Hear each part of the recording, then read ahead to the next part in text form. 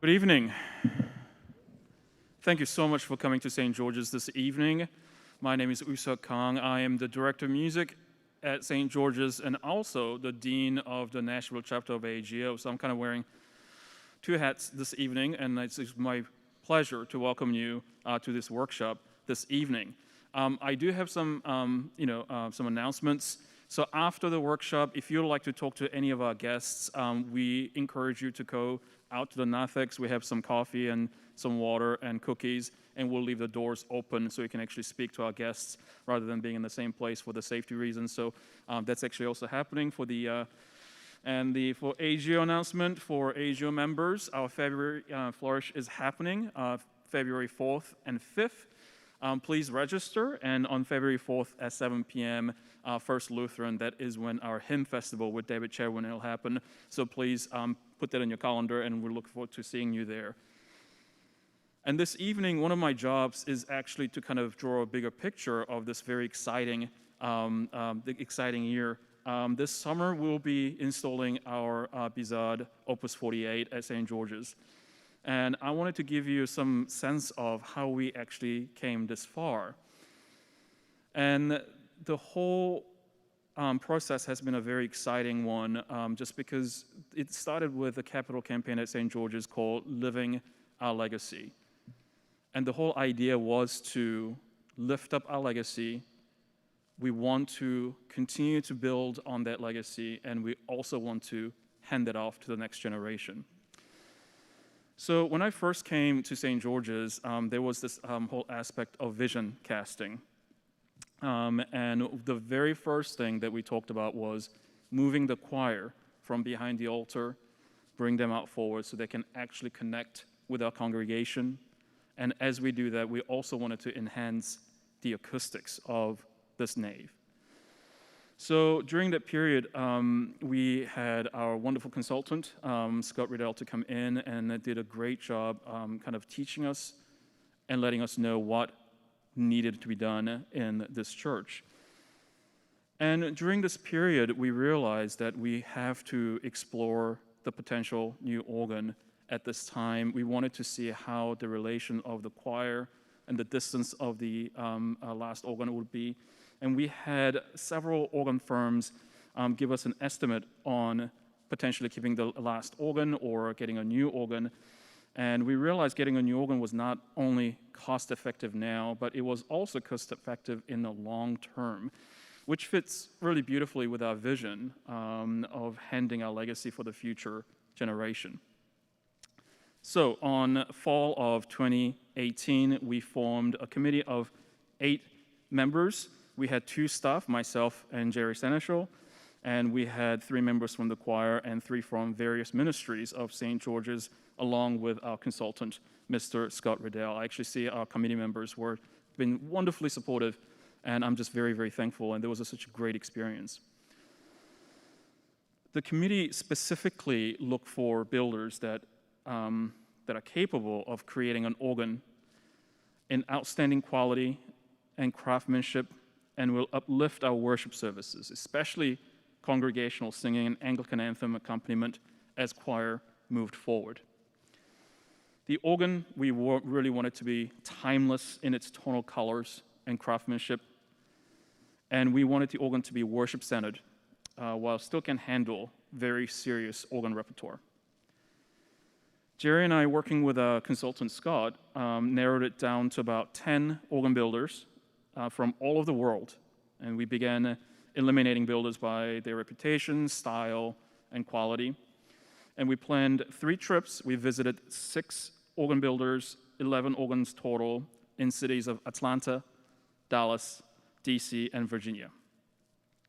And we played every visit, we played exactly the same music every time. We played the same hymns, same anthems, same organ repertoire, written by Bach, Vienne, Howells, different representation of different styles. We played Anglican chant, and we did improvisations. We recorded all our visits to listen to them later, and also studied the organ specifications and tonal qualities, and shared our thoughts on our notes over several months. We selected 3 final builders and sent out a detailed and finally developed RFPs to these builders and invited their first proposal. And after more thorough process, we selected 3 finalists, and we recommended Buzard Organ Company to our vestry, which was accepted, and we signed our contract on winter of 2019. It has been a wonderful experience learning about all this process, and Jerry and I are very thankful for the support of the St. George's, and also getting to meet all these wonderful gentlemen who will be speaking this evening. And so to move forward in this program, it is really a great pleasure to introduce Mr. Scott Riddell. Mr. Riddell is a graduate of the University of Wisconsin School of Architecture and the Wisconsin Conservatory of Music.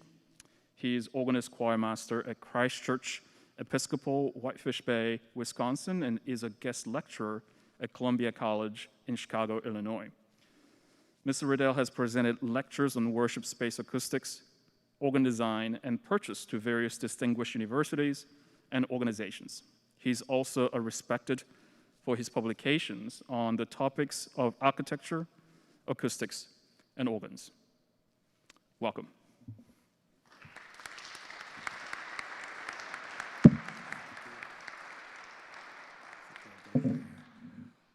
Well, thank you very much. It's great to be here with you this evening. Thanks for coming out, and Woosug and Jerry and all of St. George's Church for inviting me. I'm glad to come a little bit south of Wisconsin. The temperature here is 4 times what it is in Milwaukee tonight, but we have 4 times as much snow up there, so I'm glad to be here. We're going to talk a little bit about the fundamentals of acoustics for worship, and then we're going to get into what we did in this particular worship space to modify it and improve the setting for speech, music, organ, and congregation, and so forth. So, first I think we ought to discuss what are the requirements of good acoustics for worship, and one is for clear and intelligible speech to be distributed to the entire listening space. No one's exempt from the sermon because they sat in the wrong pew. Sermon gets everywhere, okay, and the lessons and the prayers. Second, we have to have a good setting for music. No one's exempt from the choir anthem either. So like speech, music has to be distributed evenly to all the worshipers in the room. A second and almost more important requirement for music is that the musicians hear each other well. And I consider every pipe in the organ, every instrument you might bring, a violin or a flute or whatever, and every singer and every string of the piano, all are musicians, and they all need to hear each other to stay in good tune and rhythm together.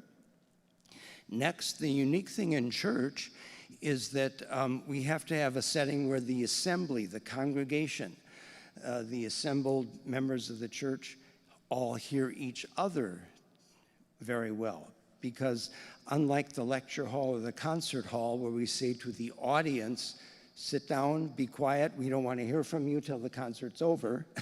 In church, we give them a hymnal full of 600 things to do together.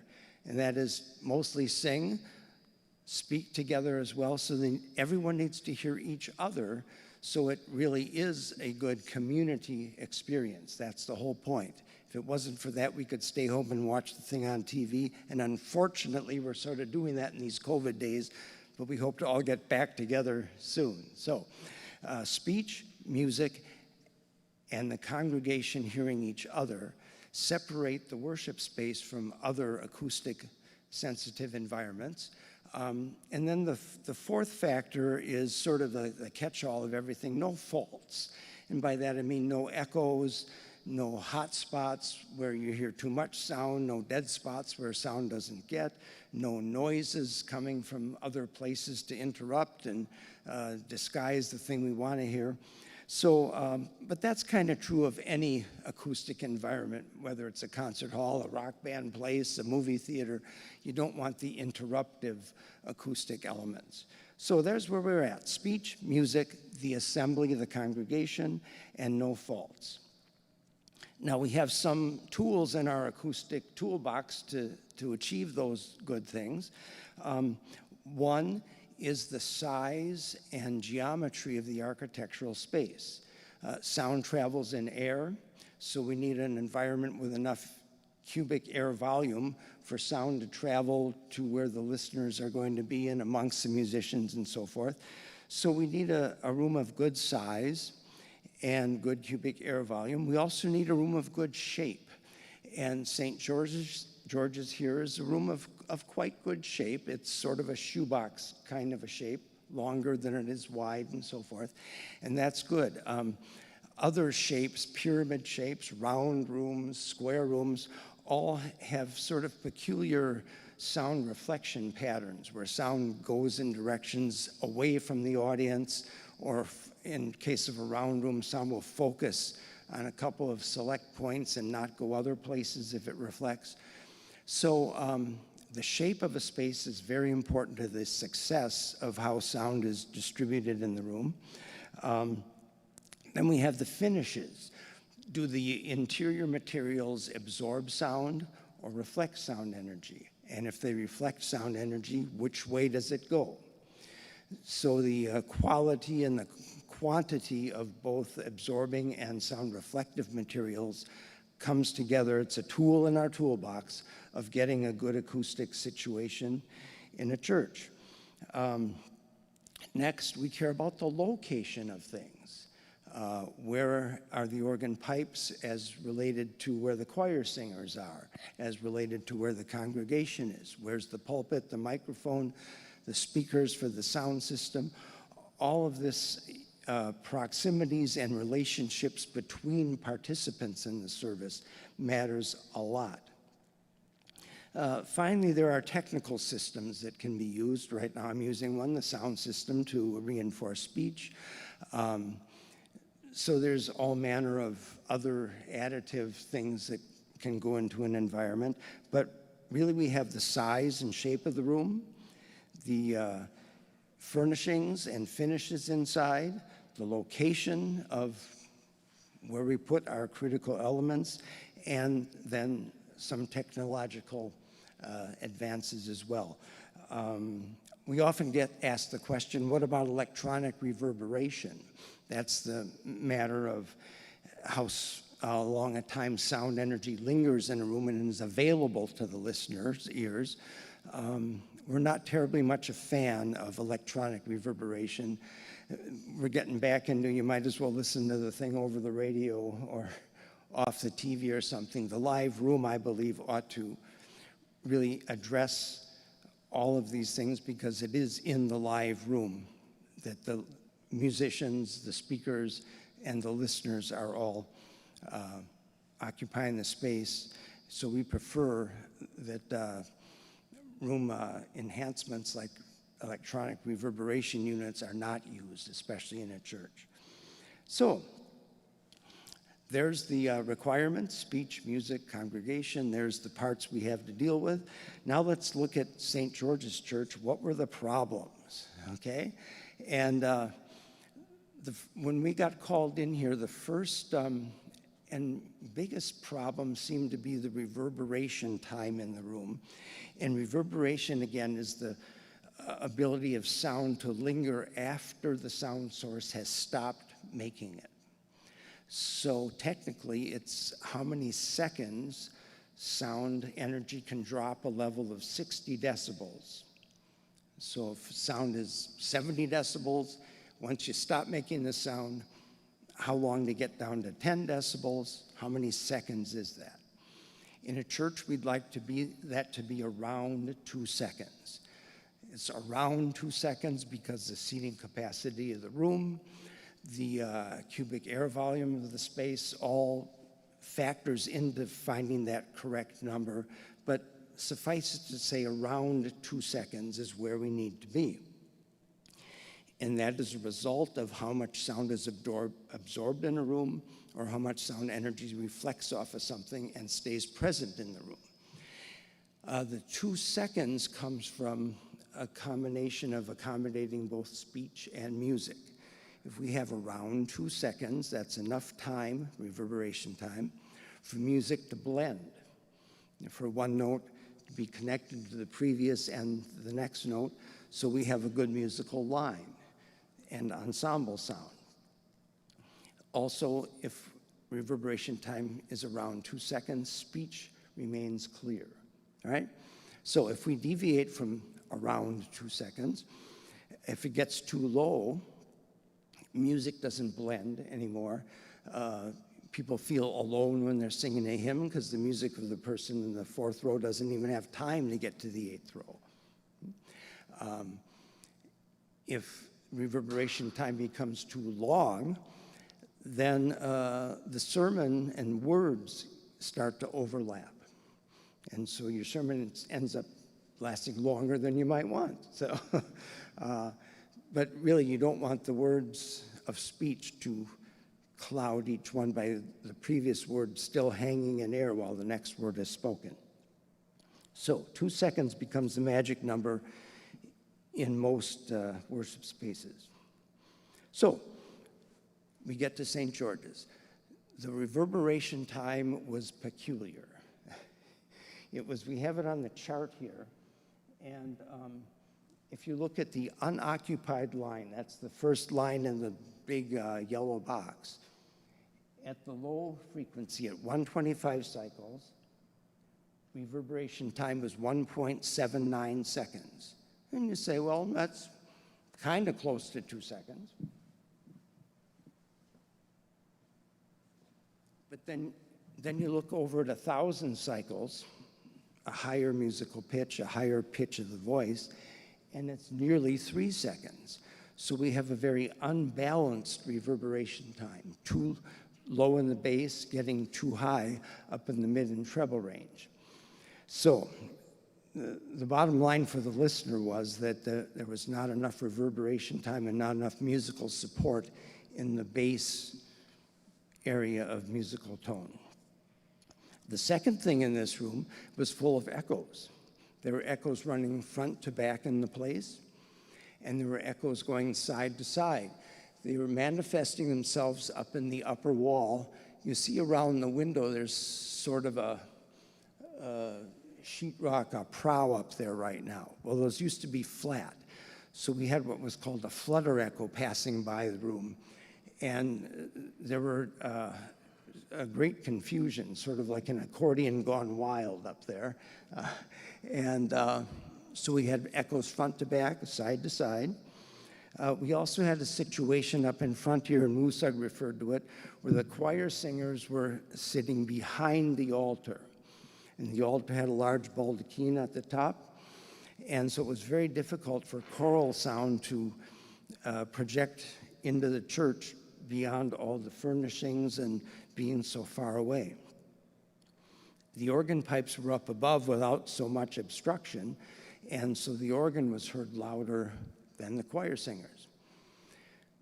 So we had a mismatch of choral and musical balance in the room, and speech was a little bit unclear, not too bad.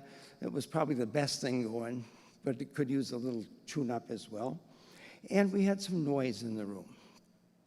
And the noise was such that if the choir sang too quietly, the noise in the room could actually cover some of the music of the choir if they were really pianissimo.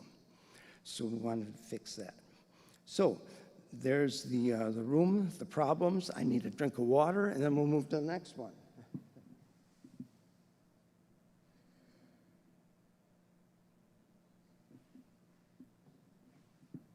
So we had the problems identified. Now comes testing time. And can we go back one slide just a minute first, okay?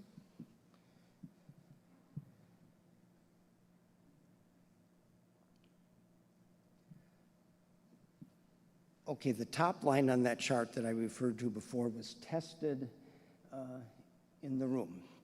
And that's how we came up with those numbers of the existing condition. The next two lines, 50% occupied and full occupied, were calculated off the tests. And we need to know empty, half full, and full in the room in order to get all the cogs in the wheel designed correctly. So now if we can go back to the next slide. So the chief problem, as I described, was lack of bass. Plenty of treble, almost 3 seconds, but not enough bass or low frequency sound. The problem causing that was that all the sheetrock or the gypsum board in this room was 1 layer thick. And it was mounted on studs 16 inches on center, which is a very, in the acoustical world, a flabby material. Especially bass sound waves don't reflect off of that 1 layer of gypsum board or sheetrock. They transmit right through. You could hear the bass singers in the choir better if you were inside the wall than inside the room, okay? I have a 1 layer piece of sheetrock here. If you want to come up and take a look later, you'd think it's quite substantial, but suspended over studs that are 16 inches on center, it becomes rather thin acoustically, and so thin that someone could actually punch their fist or something through it too, or a hammer. So it's, in the world of materials, not very strong and dense. This chart here just shows the difference between 1 layer and 2 layers of gypsum board or sheetrock. And the thing to look at is the far left column.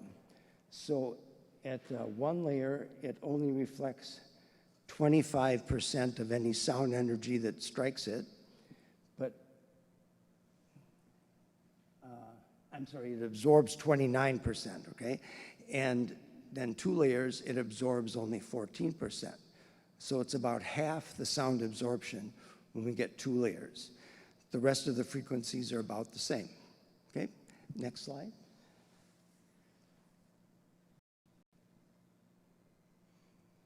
All right, so this is now the profile of the room with the walls stiffened. 2 layers of sheetrock everywhere in the room. There's a couple places that didn't get it because, some other technical issues. Maybe the places were too narrow, didn't have enough substance behind them. But most of the room has 2 layers of sheetrock now. Up in the front where the organ pipes are going to go, it's 3 layers to provide even more bass support, because this organ is having a good number of 16-foot and 32-foot pipes in it. So we want to be sure that that sound gets reinforced into the room. So this graph here, you can see the resulting reverberation time now with the sheetrock doubled in thickness. If we could have the next chart. So here's the graph. And to us, this is really astounding. The blue line that goes up and down, that's the previous profile of the room. So you can see how there was not enough sound reinforced in the bass. It got too high up at the middle frequencies and then came down way low at the end. That's the blue line, this one. Okay. The green line is now.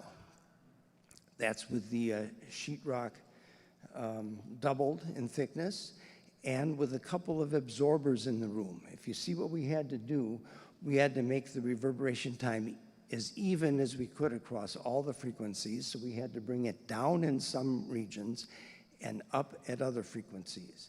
So now music has an equal, even presentation throughout the room. And one of the benefits of this is going to be when it comes to voicing the organ. You're having a demonstration on that later. But this particularly helps the organ builders to get the voicing even and balanced and blended all across the range. They don't have to fight the room with different frequencies behaving differently in the space. So, next slide, please. This is a little bit on the echo happening in the room. This is called the Echogram Diagrams. The top one is a test, was made somewhere near the front of the room. That's where our microphone was. And it shows a pretty even reverberance tail on this one. But then look at the second chart here, the second one on the graph, and also compare that to the third one. there's some echoes showing up there right at the top of the graph, the little spikes before the graph sort of descends evenly. And that really shows us that someplace in this room an echo is happening. That's what the spikes are. And that's what can confuse music and bring lack of clarity to speech if there's echoes where the room is popping back on the sound that's happening. So we found these echoes by reason of the on-site testing in the room, and then we were able to design for them. That's how we found out that the flat areas surrounding the windows were a problem. So next slide. Oh, this one's good. This is noise, okay? You can see a sort of red dashed line. I'm going to point it out on this side anyway.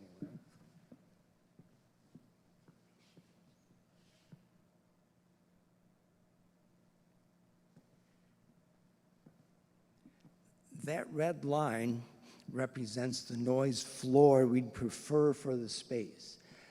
That's really says that noise is quiet enough that you can have quiet music, you can have an intimate point in a sermon, and those quiet sounds will be heard because the noise is less than those sounds and not interrupting them.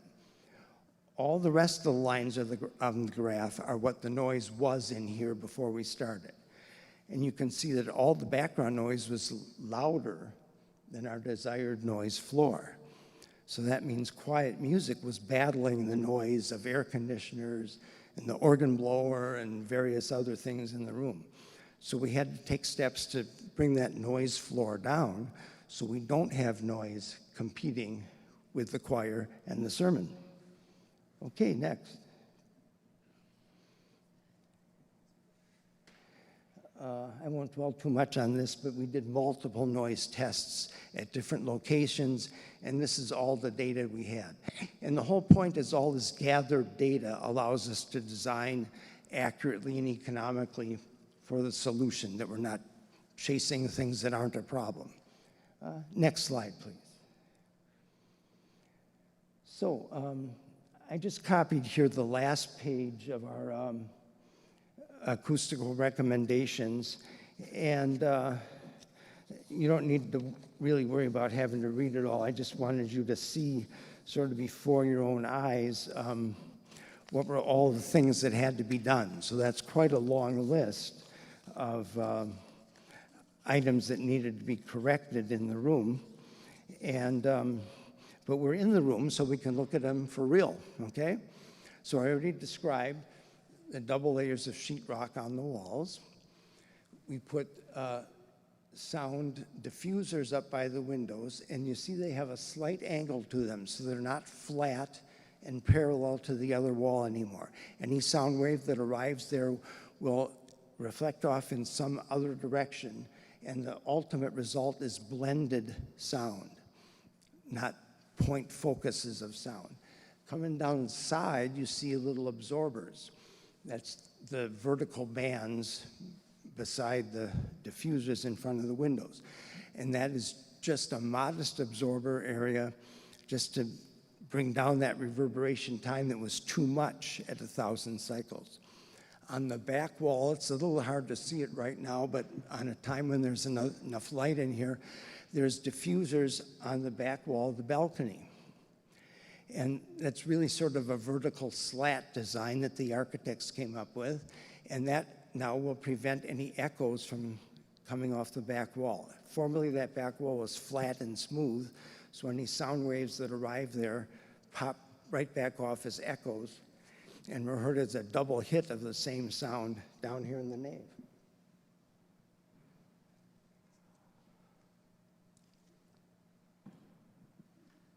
So, going around the room then, we moved the choir from behind the altar to up front.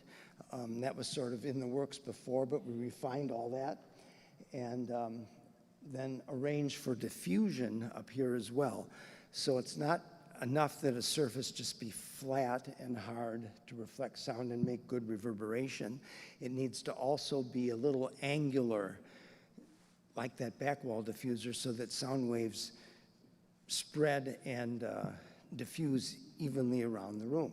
So the paneling below here, the little framing panels above on the organ level, and then the organ case itself when it arrives up top with all its, I think Fred told me 200 facade pipes, is that right? Yeah. Oh, I'm sorry. Well, we're both benefiting from that many facade pipes. So all will diffuse sound and make it blend and mix well in the room. So that's the great thing about that. Now, I did talk about a little bit about technology, and we do have the sound system with the speakers up there. These are line arrays. The speaker is about 4 inches wide and 12 feet tall, going up the side of the column there. There's one on this side as well. And those are steerable speaker arrays. So electronically, the speaker in there can be aimed to focus right on the pew sections, on the seating areas, and they don't aim down the middle aisles, and they don't aim at walls where they can become echoes.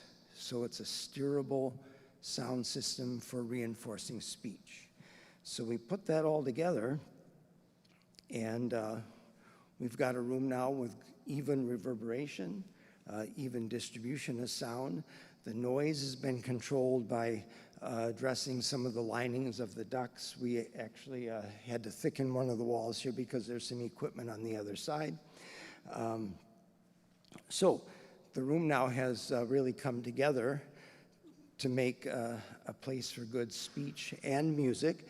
I have samples of the 2 and 3 layers of chipboard up here, which, by the way, need to be also glued and screwed together so they don't vibrate amongst each other, which you can come and look at afterwards.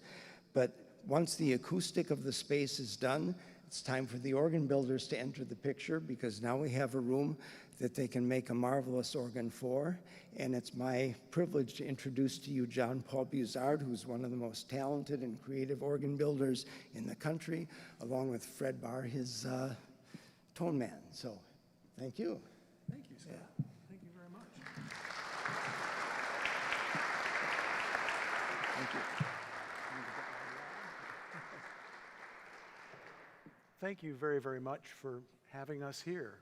This is one of the first events that we'll be having at St. George's, certainly the first one before the new organ is delivered, which will be, knock on wood, July 12th of this year. And we will be here for at least 6 months, installing and voicing. It's our goal to have the organ, all of the organ, playing by Advent lessons and carols. We will, however, go home and rest, and for those of us that are in our spouses' choirs, sing our Advent lessons and carol services, coming back then about Epiphany to just listen to things one more time and really finesse everything. I asked Jerry Seneschal and Usug Kang, what would you like me to talk about? I mean, there's so many aspects to organ building, and it's already 7:35, and I don't want you to be here until late. But it's a big organ, and it's a significant instrument, certainly for us, and so, of course, I want to share my passion with you about this instrument, our tonal style. And then I've asked Fred if he would voice a principal pipe, a diapason pipe, from the very beginning when it comes from the pipe maker and it doesn't make a noise, through the sounds that only a daddy could love until you get something that becomes a real principal, diapason, first open diapason, possibly. So I suppose we could start with maybe describing our tonal style a little bit, and if you'll forgive me for reading from a prepared paper, I'm not so good extemporizing, I forget this and that. So one of the reasons that we were selected here at St. George's is because of the phenomenal Anglican musical tradition program that they have here. From evensongs, choristers, the way that the chancel is now set up just says, this is an Anglican church or an Episcopal church. And we've been sort of known as the folks that have a very great sensitivity toward the Anglican musical tradition. There are probably as many opinions of what an Anglican organ is as there are Anglican musicians. How many of you play in an Episcopal church? Okay, though there are a lot more than 3 opinions of what an Anglican organ should be, but it's a personal kind of thing. For some, the term conjures up negative images of dark, leaden-sounding electro-pneumatic unit organs of the 1920s, only suitable for accompanying Stainer's crucifixion. Now, I like Stainer's crucifixion, so please don't get me wrong. But the first time I sung it was with an organ from 1925 when I was a little boy. And I thought that was just the greatest sound in the world, and that's what bit me. And to others, the term means an instrument only slightly warmer in tone than the neo-Baroque tracker organs of the 1970s, which can only play music of Bach and his predecessors. But weren't the instruments of Skinner, Austin, Willis, Harrison, weren't they great Anglican organs? Haven't there been some fine examples of newer Anglican organs using electrically operated slider chests and tracker actions? I suppose the term Anglican organ evolves from a personal concept of what it is to be an Anglican, and by extension, the leanings of one's musical preferences. Does one prefer wingtips or Birkenstocks? Right 1 or right 2? Stanford or Calvin Hampton? In the United States, at least, a proper Anglican organ can span differences of musical preferences through a via media or middle-of-the-road approach, for which Anglicanism itself is well known and justified. However, the long precedented and well-documented requirements which traditional Anglican music imposes on its pipe organs give us a pretty solid framework to arrive at some meaningful parameters for an Anglican organ's basic ethos and design. The Anglican Church nurtures one of the richest living musical traditions of all Christian denominations. Anglicanism itself is an inclusive living tradition which embraces diversity and newness within itself, while fostering solemn liturgical expression through the prayer book worship. In its incredibly rich musical tradition. It is truly Catholic, small c, its eclectic tradition, as are its musics and requirements for an organ. Therefore, a balanced eclecticism needs to be embraced in the tonal design. The great inspirational power of Anglican church music is maximized when played on an instrument suited to it, but conversely is quite unsuccessful when played on an instrument that's not designed to do it. The best Anglican organs have as their basis a solid classic framework, a refined, well-developed foundation upon which succeedingly coloristic stops are added to offer a greater variety of timbre. The effect is one of buoyant grandeur, majesty, fullness, and refinement without sacrificing brightness when required. English anthem accompaniments also call for specific stops and registrational conventions, which, as the English organ evolved into the 20th century, became more orchestrally oriented and specified. For example, great to 15th, full swell, clarinet, horn, for example. Although this points toward an instrument which might be darker in tone stop for stop, part of an Anglican builder's balanced eclecticism must also include a variety of voicing techniques, so that a wooden gedeckt, for example, has enough buoyancy in speech consonants to render Tudor and Purcell accompaniments and voluntaries with the appropriate sprite. The Anglican organ, to me, is essentially an accompanying organ. Its primary roles are supporting hymn singing, accompanying choirs, and lending grandeur to ceremonial occasions. And of course, every Sunday is a grand occasion. Shouldn't it be? In the layman's vernacular, ideally the organ has to whisper at the same time as it shakes the floor. And it has to fill the room with the most majestic sound imaginable at solemn events. When loud, it should be smooth enough that one doesn't have a concept of how truly loud it is until you try to talk to your neighbor. And when soft, it should be still able to support congregational singing by nature of the sheer pervading nature of its tone quality. It's the closest thing I know to what we can imagine in church to be the voice of God. An Anglican organ should not only be liturgy-based, but literature-minded. That's a very important criteria. A wide variety of solo literature played for voluntaries and concerts is also a vibrant aspect of the Anglican musical tradition and should be given careful consideration when designing an instrument for an Anglican church. However, the degree of importance to which a builder gives to authentic rendering of particular periods of solo literature can materially compromise the organ's ability to function perfectly in its Anglican context. The true test of such an organ is its ability to text paint choral Anglican chant, sensitively accompany a set of Howell's canticles, colorfully illuminate textual subtleties in the hymn singing, then musically and profoundly render the Bach Magnificat fugue at the close of Solemn Evensong. And the only way to obtain such majestic sound is to design and build every detail of the instrument on a larger scale than would be typically found in what we might call classic, Baroque, or modern eclectic organs. And the pipework must consume a greater amount of wind than pipes in most organs do. Just as good singers will tell you, it takes more breath support to sing pianissimo and be heard at the back of the church than one would think.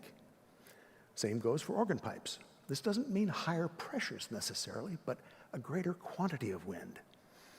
The best Anglican organs include a high percentage of unison pitch stops of varying colors for accompanying, larger scaling of the pipes, larger windways in the flues, higher cut-ups in the voicing, which Fred will show you, thicker pipe metal, moderately higher wind pressures, just moderately, via media, everything in the middle, and an appropriately engineered key action to do the more substantial work. The Anglican organ, being primarily an accompanying instrument, also requires that the organist be able to make rapid registrational changes. Therefore, it's important whether the key action be electric or mechanical or assisted in some way, that an electric combination action should be provided. But let's face reality, a good organ is a good organ, regardless of the denomination. The Anglican musical tradition places greater technical demands on a pipe organ's tonal flexibility and its mechanical systems than other individual stylistic traditions. In my view, if an organ meets an Anglican's requirements, it will certainly play Mass or a Protestant worship service and all of its musics that are required. I'm going to edit this a little bit because I'm going on and it's already 7:45, so I'll be a little more brief than pontificating as long as I have a captive audience here. In my own tonal style, I've embraced the following points, and I'll be very brief. The two main manual divisions always have to balance one another, and the pedal must always balance the manuals. These divisions will differ in texture, but they balance. A third manual division relates to the grate in a classic context, much like in classic organ building, the Werkprinzip principle of scaling the principles in hierarchical orderings are.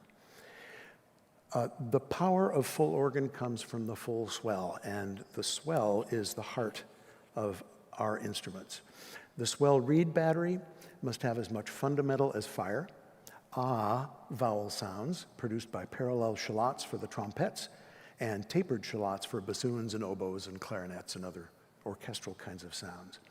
Power in the pedal in our instruments is provided by a very profound trombone using English shallots, a little bit higher pressure and weighted tongues. The expression boxes have to be incredibly dense, and the shutters have to be very thick and tightly fitted with a lot of sound or a lot of felt to smother the sound when they're closed, but it has to reflect the sound of the pipes into the room when the shutters are open, and our shutters open a full 90 degrees. Whenever possible, the organ should have two enclosed divisions, swell and choir, divided swell, divided grate. By dividing the swell, or as we have done more recently now, by dividing the grate into two independent but integral divisions, we can build a complete two-manual organ and stretch its tonal variety across more keyboards. even though I say that the swell is the heart of our organs, because that's where a lot of work is done in accompanying, the great 8-foot open diapason is the determinant rank in the organ upon which the scaling and voicing of the entire organ is based. A wide variety of flue color is obtained by using different pipe forms, different geometries, mouth widths. No two ranks should ever be absolutely identical. One of the things that we bear in mind is that in accompanying, which is the organ's main job, singers can really only tune well to open pipes. And that's because the open pipes produce octave harmonics, whereas like a gedect produces, it's rich in quint or fifth harmonics. So what we can do to get that open sound is, of course, we have an open flute or you have a principal, but let's say in the swell you don't have a diapason, you have a Borden or stop diapason. Well, you can always draw the solitional with that, and there's the open sound and the octave harmonics that the choir can tune to. It's kind of like their pitch life raft. And I know this is a little indulgent, but in our style, a solo reed of smooth, pervading power should be included whenever you can, even in organs of modest size to fulfill the organ's ceremonial role. We were actually one of the first builders to reintroduce the tuba into modern lexicon back in the early 1990s, and you see them in a lot of specifications today. Cantabile orchestral reeds of differing timbres for piano and mezzo-piano solos and for coloring of the flues are important. A celeste should be in each division. We've actually reintroduced Walter Holtkamp Sr.'s Ludwig tone, working on it and I hope perfecting it. And that was what we call our flute celestis. And to me, the most important part of what one of our organs needs to do, every organ, small or large, has to be capable of producing a seamless crescendo and diminuendo by adding and subtracting stops and titrating the expression boxes. 30 plus years ago, I was commissioned to build what I fondly refer to as my spiritual Opus 1 organ for the Episcopal Chapel of St. John the Divine in Champaign, Illinois. It's an intimate but lofty space seating 225 folks, and its music program calls upon the organ to accompany the rich literature in that tradition, as well as lead lusty hymn singing with thick textures of sound. And being on a university campus, it also simply must be able to render the polyphonic literature of the earlier masters with transparency and clarity, at the same time, in the same recital, romantic masterworks of all styles with appropriate density of tone, weight of tone.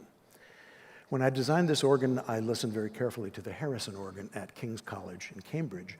I visited it, was warmly welcomed by the H&H technicians, as well as Dr. Cleobury, the late Dr. Cleobury, to study this iconic instrument. While in England, I also met the legendary Henry Willis IV, who was visiting my then pipe makers in Leeds. F.J. Rogers was the name of that firm. Well, Henry, I don't know why he liked this particular colonial, as he called me, but he became my mentor. And he challenged me in just about every aspect of organ building. Now, why do you do this? Or why? Well, just because somebody says it's right, you know, what's with this?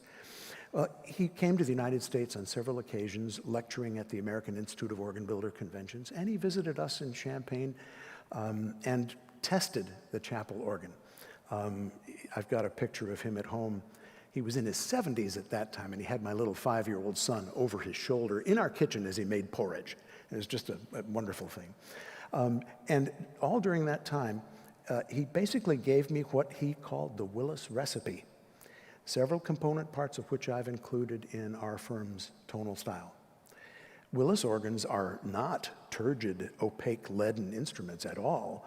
Father Willis and Aristide Cavaille-Coll, for example, were friends, and I'm told by Henry IV that they traded pipe samples and voicing samples across the English Channel quite frequently.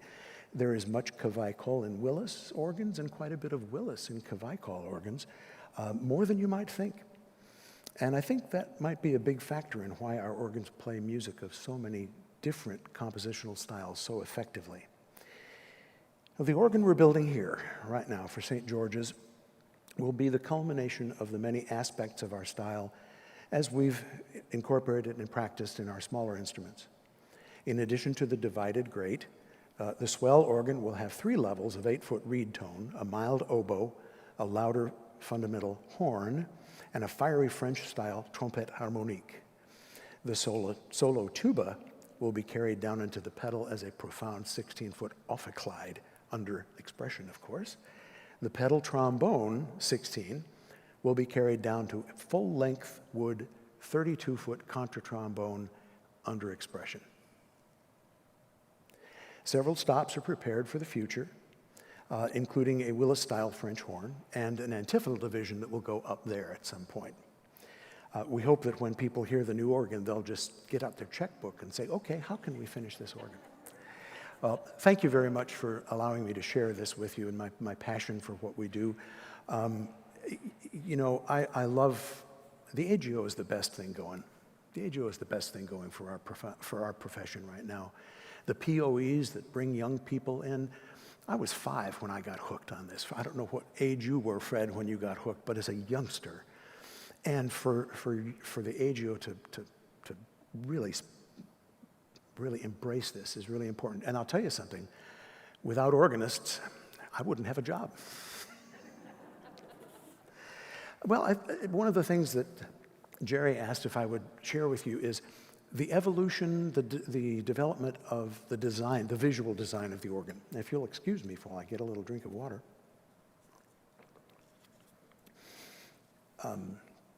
Let's see if I can do this without having the wrong thing come up on my screen. Oh, look, it worked. Here's where we started. Now we're thinking about the visual design. This is with the baldacchino there, with the choir singing from behind the altar. And the organ really needs to take up the space that it did and that it will.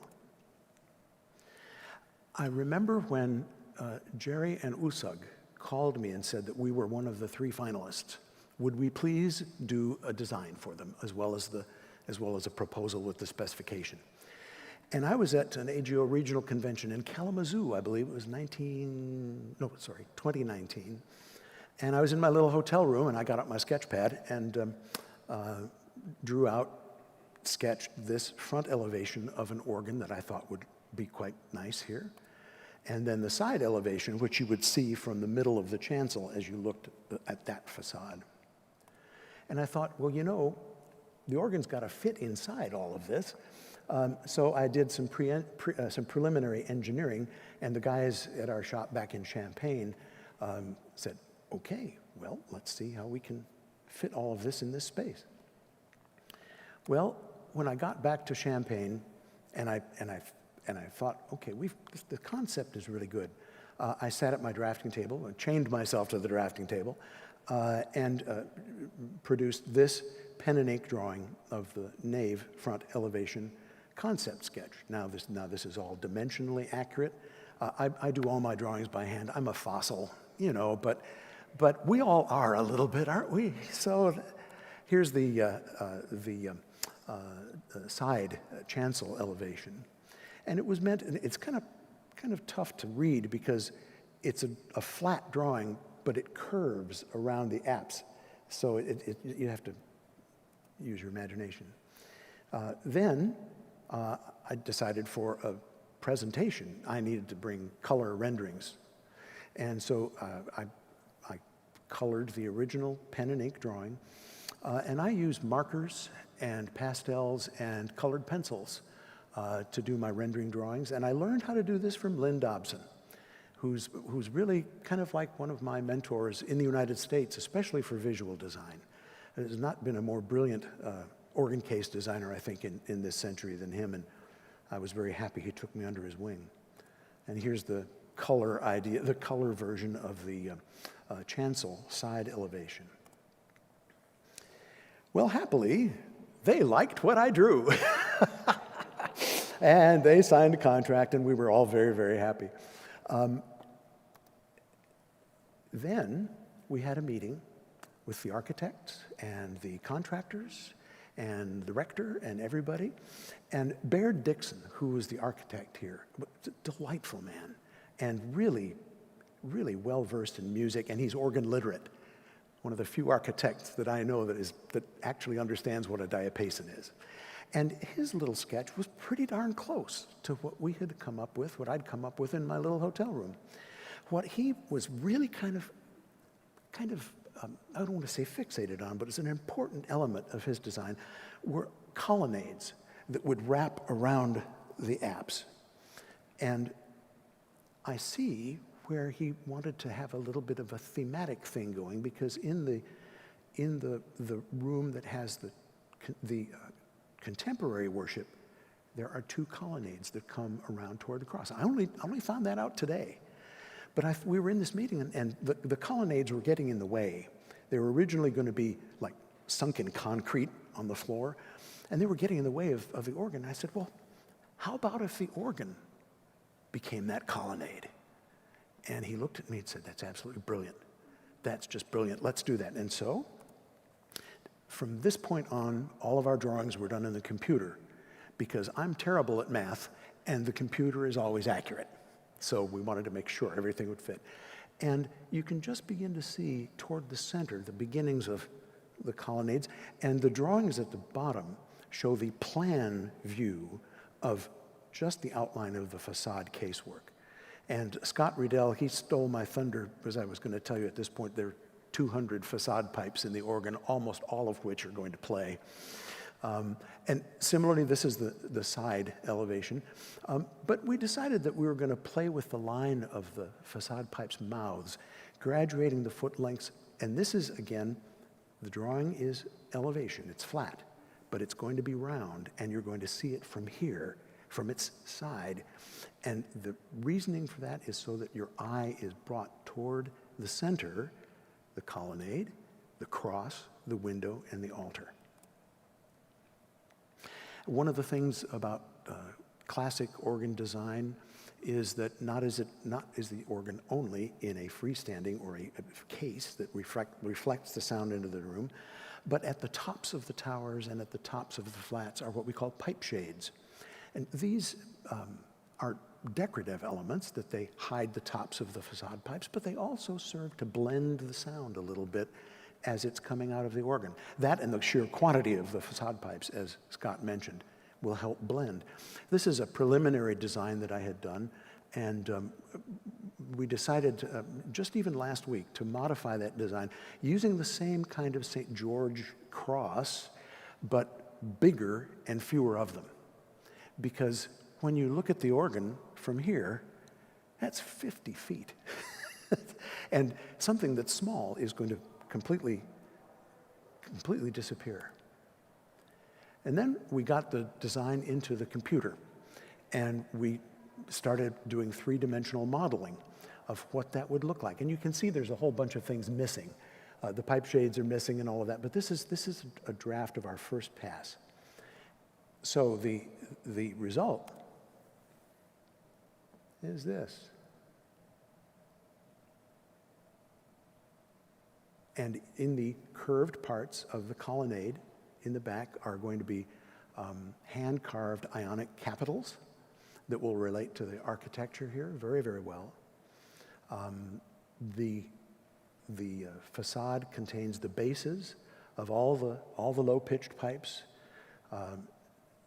16-foot second open diapason in the pedal, 16-foot double dulciana in the grate, first and second open diapasons in the grate, of which the pipes are actually doubled.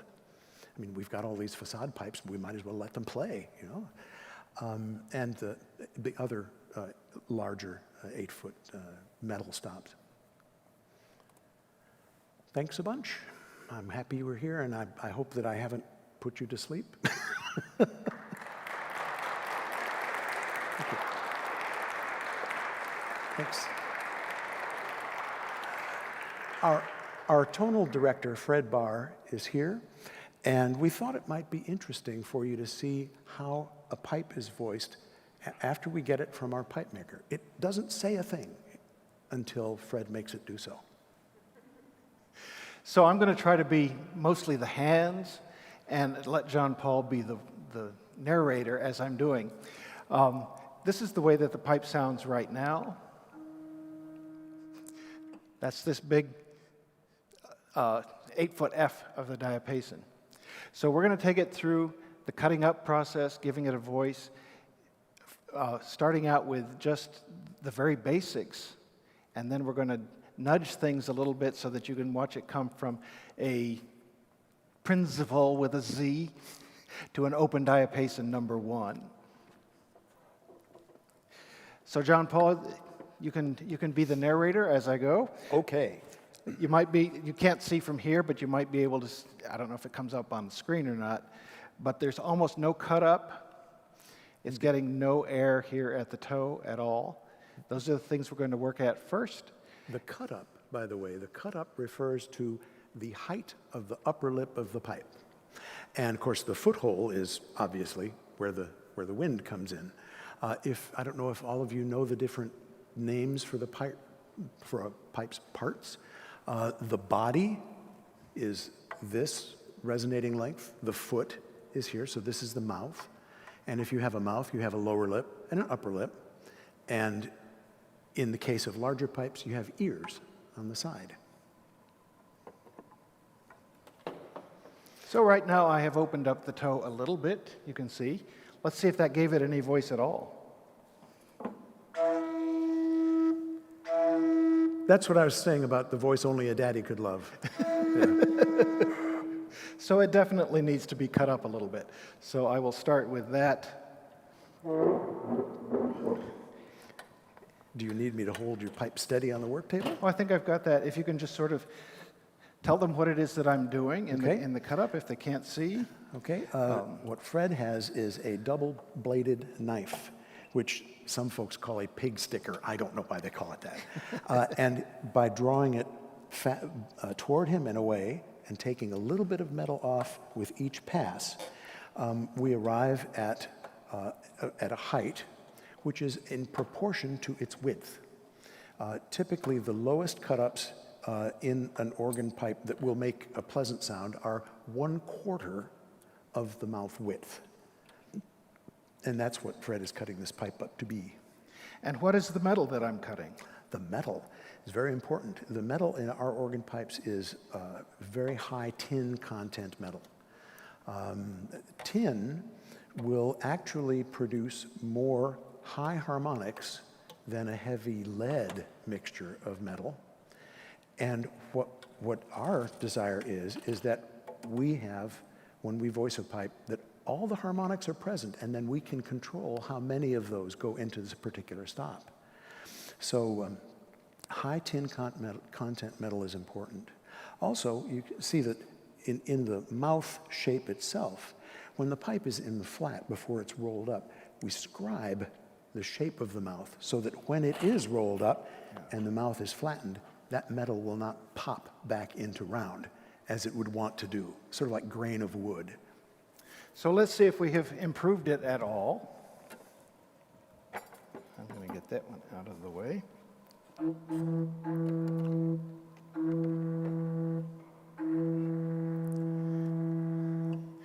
Now, if you were listening to John Paul when he was telling us about what it takes to be Anglican, he talked about lots of air coming through the windway.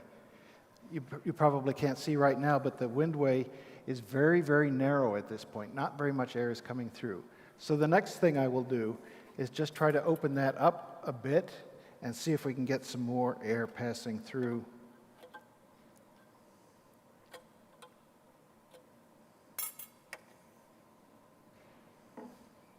Oh, you ruined it. Oh, no. It got a little better, but it is still starved for wind. We're going to open this up and give it a whole lot more.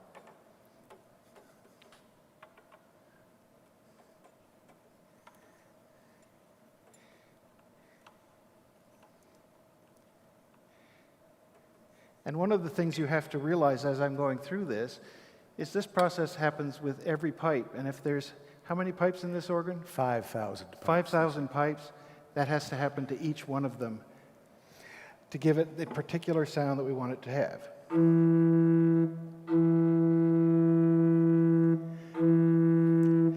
And you can hear what the room is doing to that. There are no nicks in this pipe yet. It's just cut up. Now, some people would like that amount of chiff in there. We don't particularly happen to like that much articulation. Not that much. So, what are the things we can do to get rid of it? Nick. Well, you can nick the languid. And there's nicks, and then there are nicks. The heavy, leaden, opaque diapasons that you all, and we all hate, are nicked with a nicking tool that is just about like a 10-penny nail. But a narrow blade on two sides will produce very, very small serrations in the lower lip. You can, depending on the technique that you want to employ, you can nick just the languid, you can nick the languid and the lower lip, or you can alternate the nicks between the two. That's really kind of the voicer's preference and the voicer's art as to what kind of sound he or she wants to accomplish.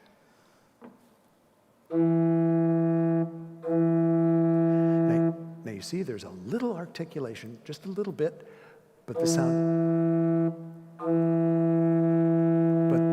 but the sound is steady and it's full and it fills the whole room.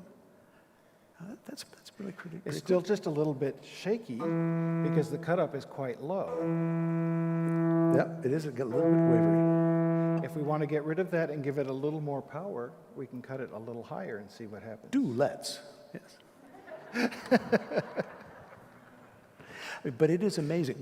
What Scott Riddell has done with this room is truly miraculous. I mean, he's a very humble guy when he says, well, here's what we did. But it has transformed this room. And to have a really low cut-up principal being able to sing through this entire room is fantastic. How much are you taking off of this? I'm taking just a little bit. There's probably 1/8 of an inch, Okay. if that much. And we'll see how much difference that makes.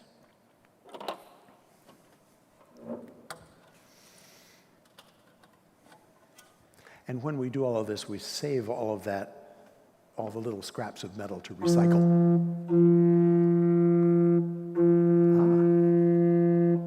So that has gotten a little Firmer. rounder sounding, firmer. It hasn't lost its articulation. No, it's still There's a pretty little bit there. precise. What happens if we just give it a little more air, try to get more out of it? We may need to nick some more. Well, we might.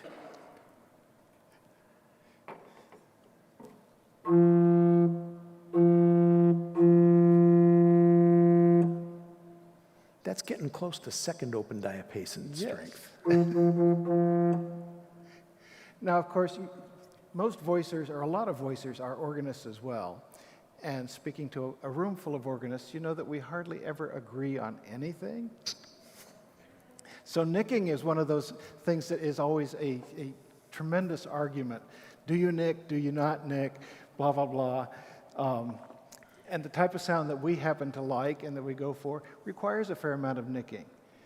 I've even been known to say that nicking is an outward and visible sign that someone cared to voice the pipe.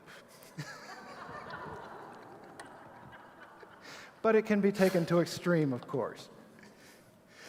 So you think we should cut it a little bit higher? I think a little bit higher. Let's see what happens. If we're trying to approach first open diapason, we need to be a little more noble.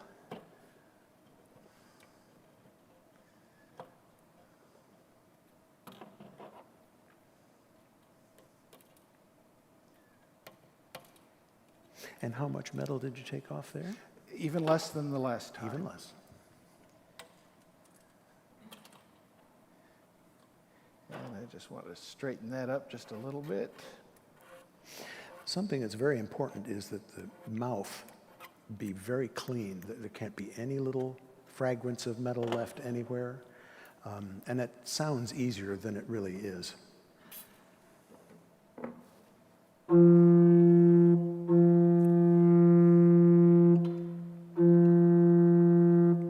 like. So that would be a nice place to start if we get 6.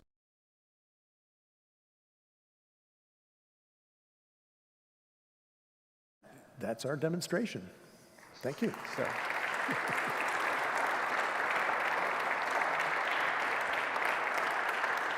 Thank you. We brought along a few little pipes just to, if you would like to take some back, but we don't have a pipe for everybody, I'm sorry. We really didn't know how many folks were going to come tonight. With COVID and all of this stuff happening, we thought we'd be lucky to have 10, 15 people here, and this has really been quite wonderful. Thank you very much for coming. And when we are here to install in July, you're welcome to come and visit. If we're doing tonal finishing at the time, it's going to be real quiet, real quiet. If we're just installing, probably, well, I know I'll be here, but just introduce yourself to me. And since it will be a work site, the whole church will be filled with organ components. I don't want you to tread where you might trip on something. So, but if you come, just let me know, introduce yourself, and I'll show you around. Oh, and as you can see, and I think it's in your handout that has the specifications, there's also the plan drawing. I think it's in the very, very back. And that shows you the location of every division in the organ. And this enlargement over here it's the same drawing, but it's bigger. So you can see actually the outlines of almost every pipe in the organ. So we'll be happy to answer any questions that you have. I guess you want us to go out there to be answering questions? I think we can actually have some questions on the floor now. Okay. Oh, sure, sure. You've answered all the questions? I guess. Either that, I don't know. Well, I'm really, oh, wait, there's a question. Yeah.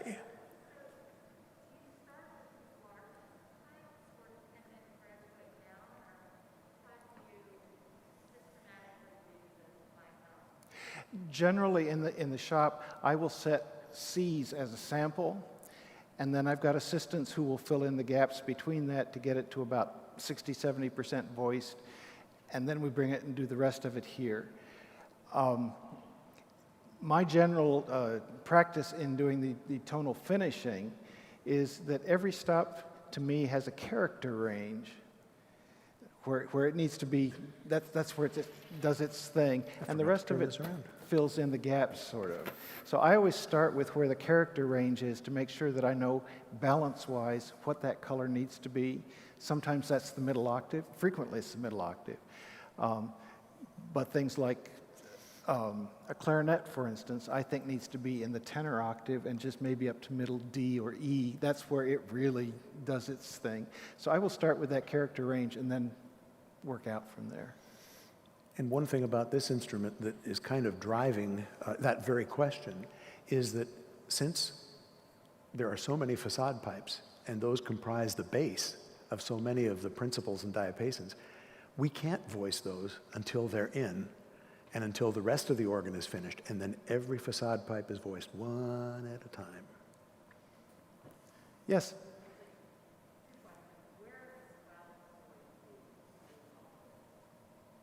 The swell is The swell is on this side. right here, and yes. The enclosed grate is there. The exposed, or not exposed, but the unenclosed grate is there. The pedal 16-foot open wood diapason, first open diapason, is made of wood, and it lies down behind that center wooden screen under the window. And then the on this solo side- is Yep, solo is right over in that corner.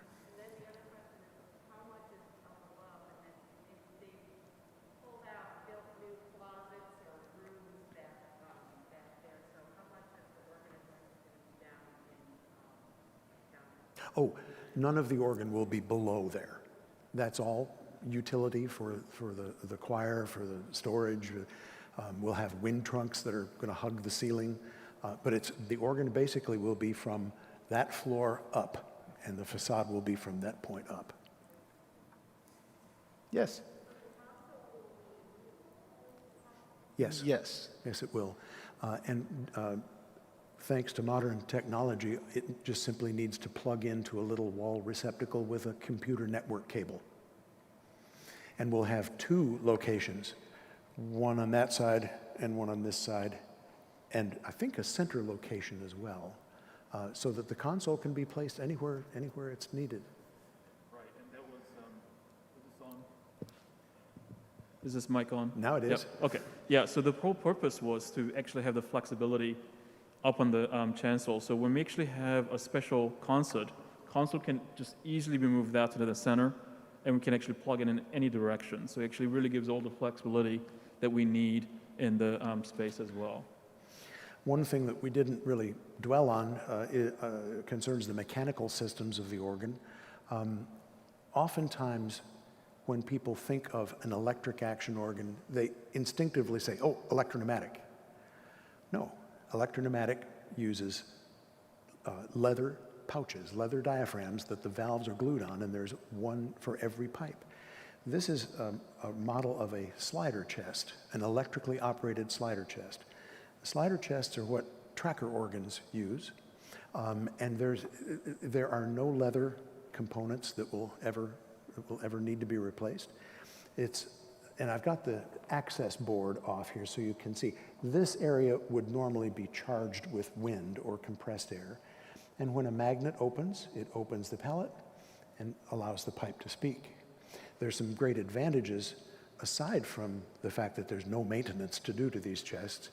From a musical context, you can see these little slots here. These are what we call key channels. So each low C, for example, has one key channel and one magnet. But on the top, there's a slider that moves back and forth to turn that rank on or off. So there's really only 2 moving parts, one moving part per key and one moving part per stop. And there's nothing to maintain. Oh, Yes. This side. Yes. What is the tonal quality like when you participate in be playing? Tonal quality? The quality of the pipe work? The tonal quality. Describing sound in the English language is really difficult. But I would say it's going to be a warm, enveloping sound that even when is played softly, that you'll be able to hear throughout the building. Given the right text of a hymn, you should be able to accompany that hymn on just like a single set of pipes. It depends on the text. But when it's loud, it's going to be noble. It's going to really fill the room with sound, and you won't know how loud it is until you try and say, "Hey, Fred," and you can't hear him. It's like, oh, that's because the organ's pretty loud. But it won't have the kind of it'll have brightness when it needs to. The trompettes are going to have a lot of fire to them, but just as much fundamental as fire. And that's a good question. That's very difficult to describe sound in the English language. Sir?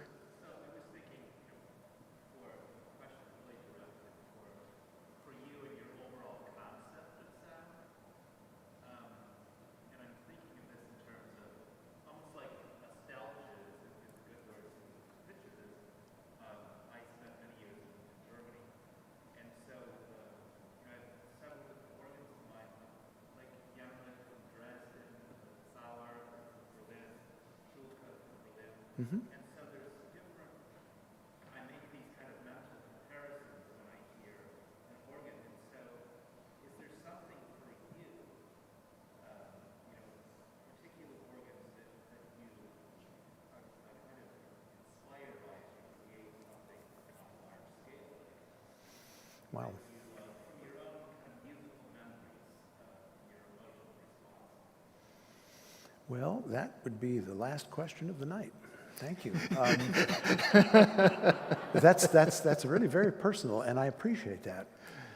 As I mentioned earlier, King's College, Cambridge, before it was rebuilt, was, I think, the beginning of my awakening as to what organs could really do. Having then visited Germany, especially southern Germany and France, was absolutely an eye-opener. I got to play the organ at Sainte Clotilde, and I was thinking, oh, it's my Franck moment. But then you realize it's been rebuilt, and there's nothing left of what Franck would have known. Having the opportunity to climb through and visit the organ at Saint-Sulpice, Saint-Denis, those are incredible instruments. And then in southern Germany, I forget the name of the church because I'm having a senior moment, but there was a Sauer organ that was just incredible. And this is German romantic. And it's got different vowel sounds, but it's every bit as thrilling. You know, that's a wonderful question. Thank you. Yeah. Oddly enough, I didn't say that, you know, that there was a, well, no. Skinner organ at Wolsey Hall at Yale. That organ will change your life. I mean, they're all different. That's the thing, is they're all different. It's not like I just love this one and that's all there is to it, and I'm going to copy that for the rest of my life. No, that's kind of that's the fun and the challenge, and I think where the art comes in, that you have to be original. There was a university professor that was recording his first and only CD on our organ at the chapel. We'd finished with the De Messieurs Te Deum, and it was at 1 o'clock in the morning. And he turned to me and said, JP? I said, yes. He said, you know you'll never build an organ for the academy. And I said, well, why not? He said, because you're too original.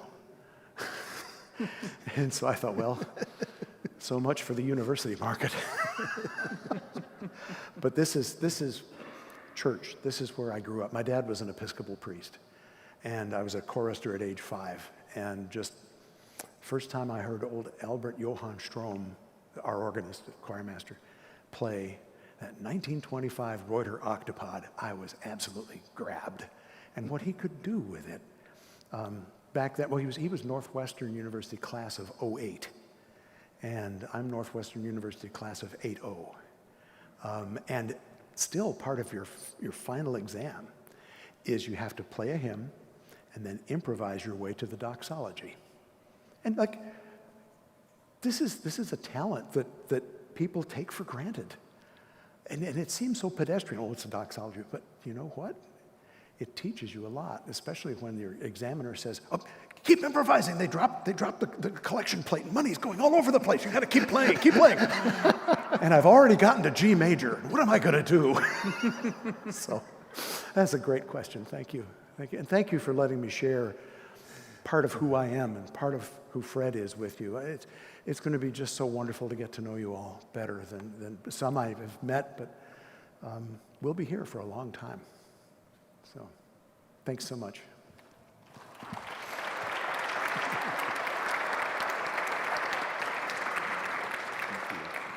Well, I'm really, really thrilled to be actually able to introduce these fine gentlemen to our community. One of the things that we really wanted to do with this workshop is not only invite our members of the Nashville AGO chapter, but also invite our members of the St. George's. We really believe that the organ is not just a gift to the St. George's, but also the wider community of Nashville. So we're really thankful that you're coming out and listening and getting to share this. But as John Paul actually mentioned, they'll be here when the installation actually happens, and they'll be part of this community for a while, and their legacy will be also part of this community. So we're really looking forward to that. Just a little information, if you want to watch the whole thing again, this has been streamed live. Also, it'll be archived on our usual St. George's website and other places you can actually watch it again. I know there's a lot of information. I was sitting there listening and realizing how much information that Jerry and I actually also experienced and enjoyed through this whole process.